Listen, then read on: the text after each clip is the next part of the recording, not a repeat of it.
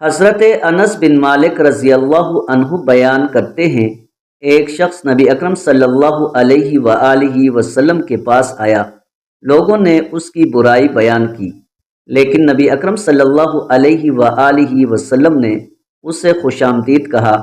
جب وہ شخص چلا گیا تو آپ صلی اللہ علیہ وآلہ وسلم نے ارشاد فرمایا، قیامت کے دن اللہ تعالیٰ کی بارگاہ میں قدر و منزلت کے اعتبار سے سب سے برا شخص وہ ہوگا جس کے شر سے لوگ خوفزدہ رہتے ہوں۔ مجموع الزوائد حدیث نمبر 12632۔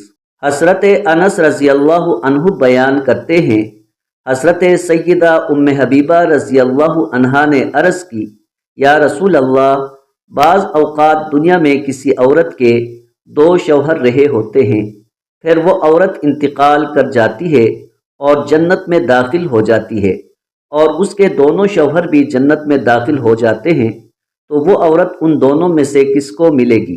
پہلے والے شوہر کو یا دوسرے والے شوہر کو؟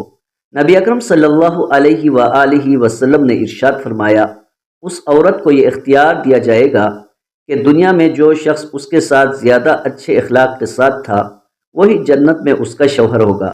اے ام حبیبہ، اچھے اخلاق دنیا اور آخرت کی بھلائی لے گئے ہیں۔ مجموع الزوائد حدیث نمبر 12685۔